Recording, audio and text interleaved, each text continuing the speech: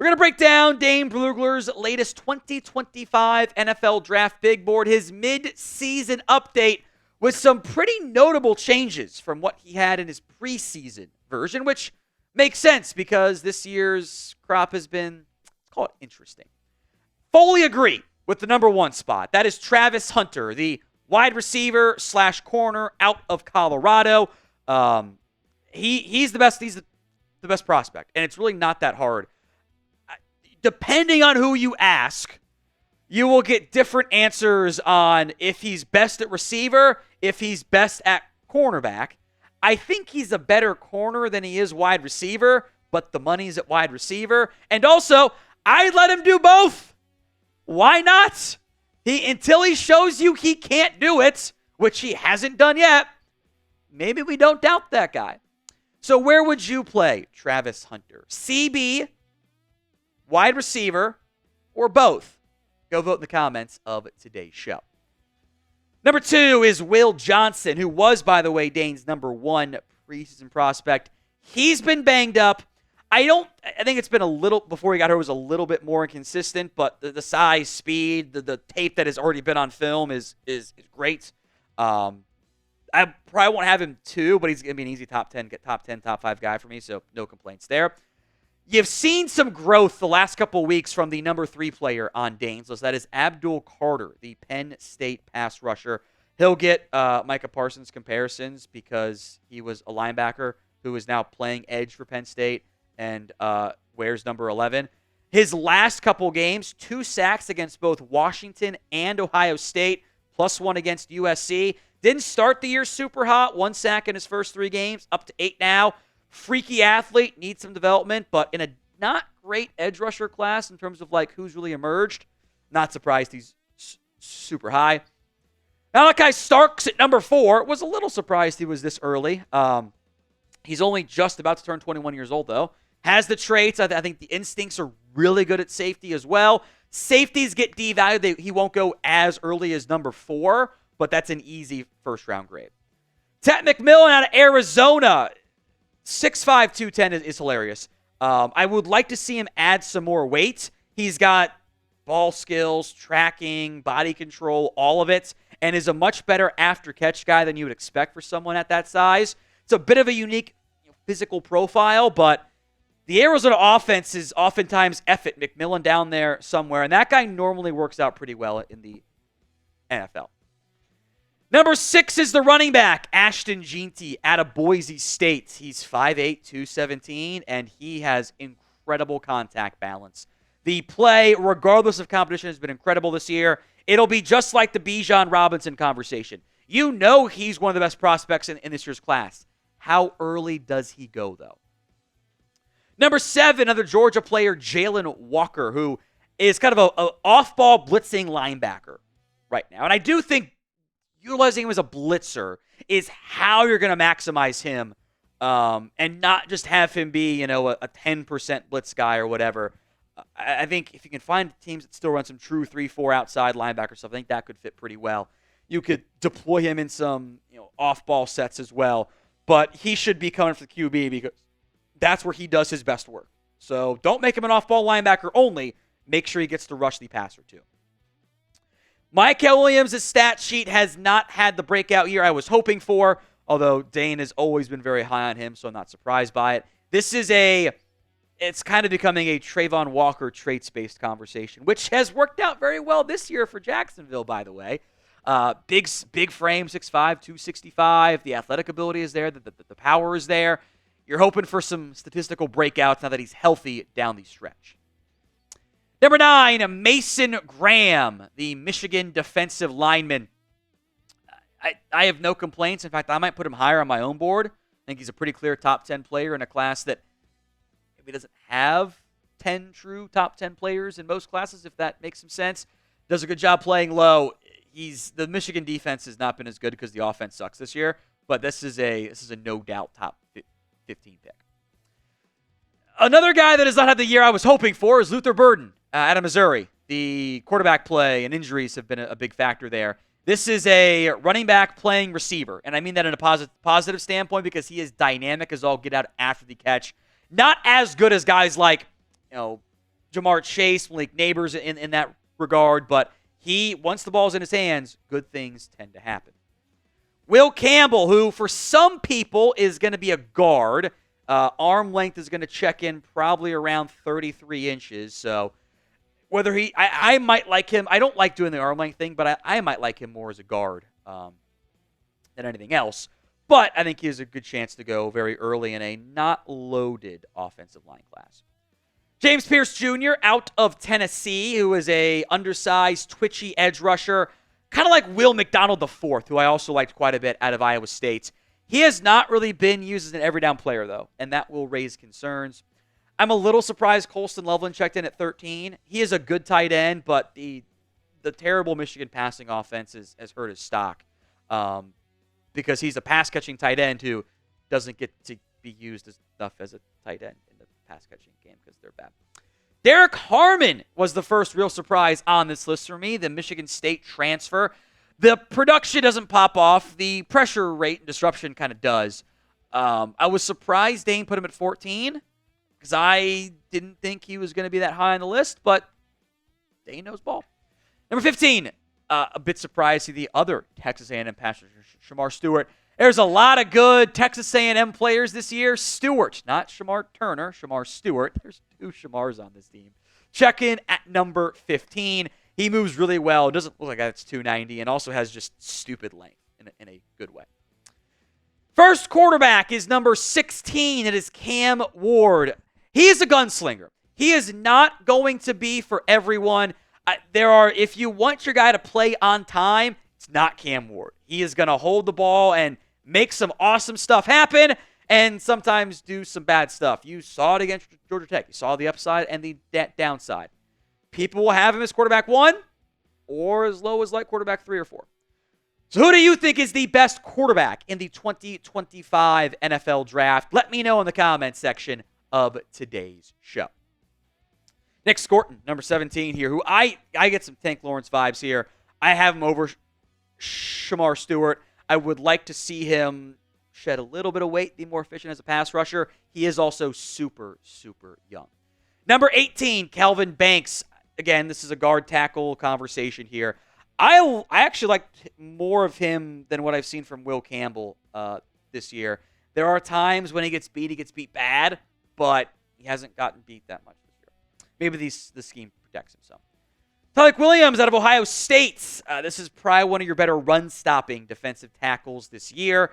And you've actually got back-to-back defensive tackles on this list. Walter Nolan, who is a little bit too streaky for me, but has shown the flashes of the 5-star recruit, number 1 recruit, etc. And a class that has some pretty good depth in terms of late round 1, mid-round 1, day 2 along the defensive line. Nolan does stand out. Siobhan Ravel, torn ACL, kind of puts his draft grade in limbo a little bit. But the height, weight, speed is there. The production is there. I think he goes round 1, provided the ACL recovery goes in the direction it needs to go. Number 22 is Jalen Milroe. Big guy, run fast with strong arm.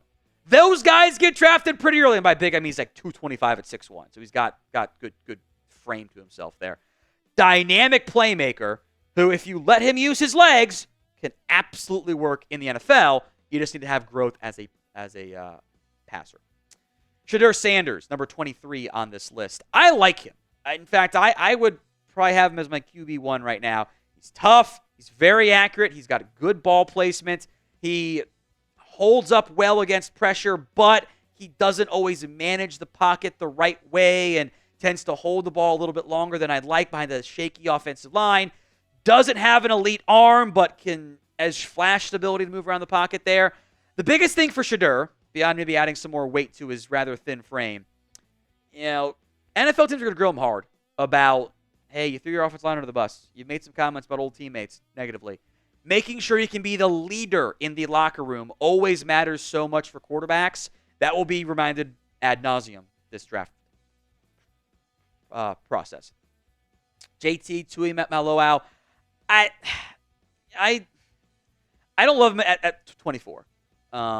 Against Penn State, he always looks like a superstar player for the most part. I actually could maybe argue the other Ohio State player is better. he might top out as like a number 3, number 2 edge in the NFL, which is fine. Is that worthy of a first-round pick? I'm not so sure. Today's show is made possible by Prize Picks. It is the best place to get real money sports action. With over 10 million members and billions of dollars in awarded winnings, Prize Picks has made daily fantasy sports accessible to all. You pick more or less on at least 2 players for a shot to win up to 100 times your cash. You can do the flex play, which I always like on Prize Picks. It means if you get a pick wrong, it still comes out on top. You can still hit that successfully. Go to prizepicks.com/CLNS and use code CLNS to get $50 instantly once you play your first $5 lineup. That $50 is guaranteed, by the way. You don't have to win. Just got to play your first $5 lineup like this one. More than Mahomes passing yards, less than Josh Allen yards on the ground. One of many options you can certainly do. Once you play that first $5 lineup, you get the $50 instantly. So download the Prize Picks app over at prizepicks.com/CLNS and use code CLNS to get $50 instantly once you play your first $5 lineup. Link will be in the comments section and the description of today's show.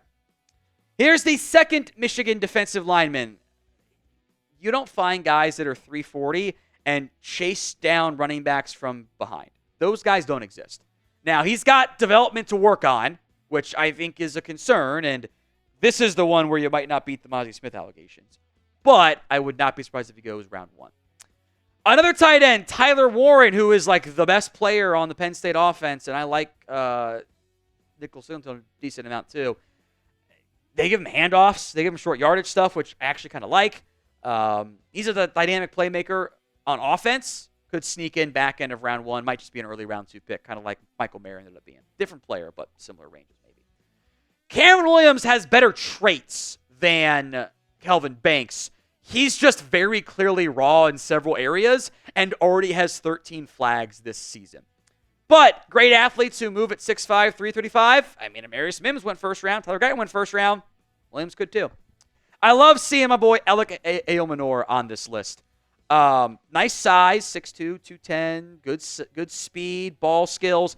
The production isn't there because the Stanford offense and Stanford football team in general just like isn't very good.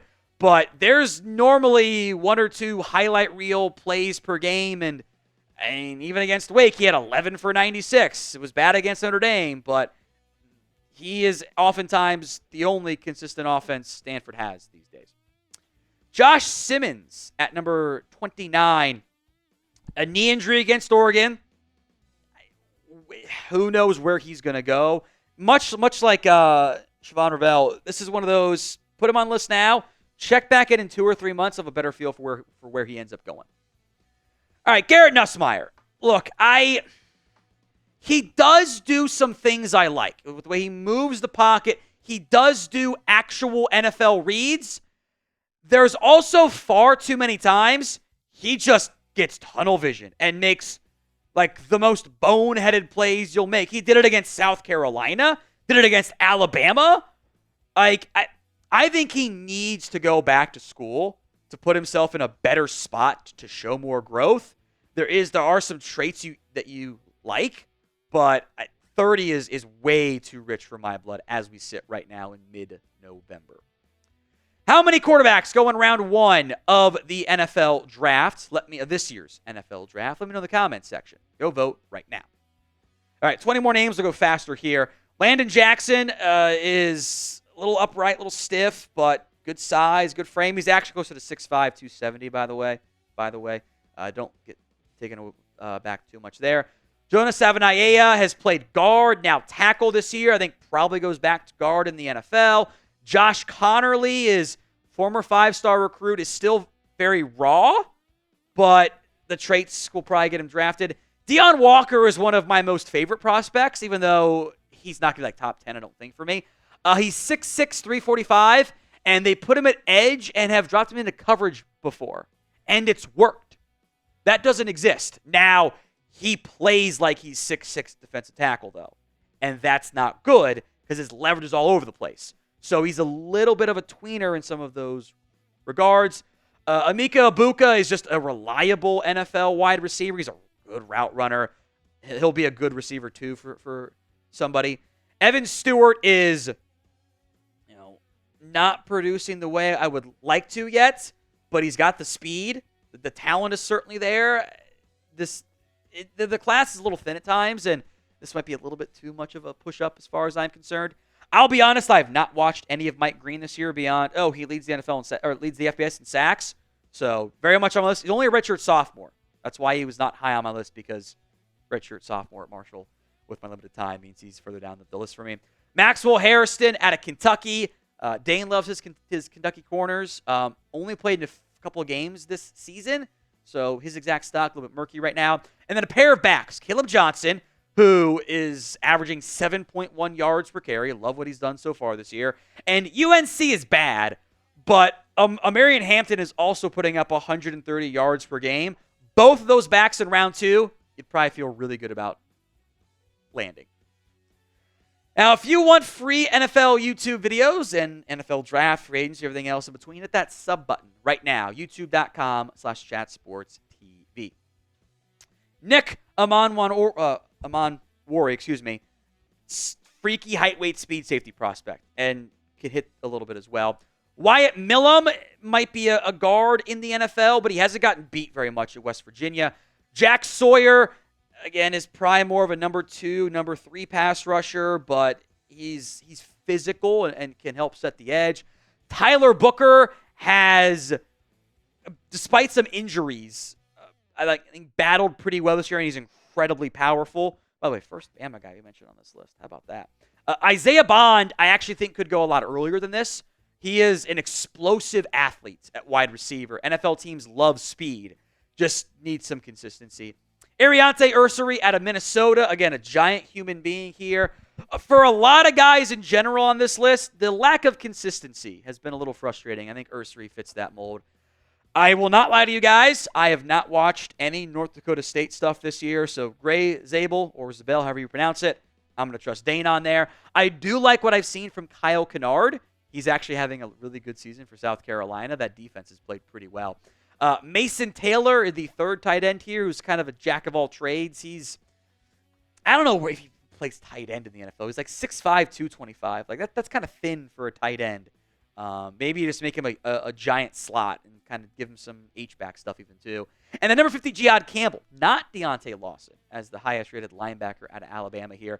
He does lead the tight end. I think it's sacks, it's TFLs, and tackles.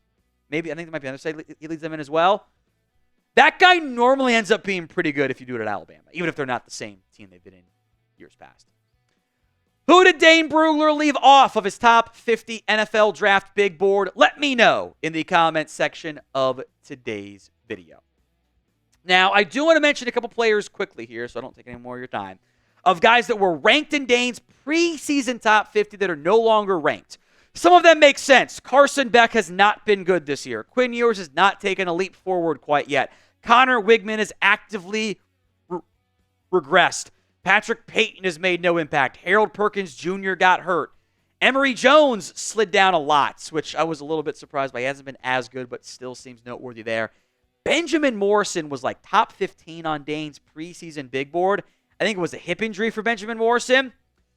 That makes me worry it's medical, because that fall is a lot further than I think it would have been for just an injury.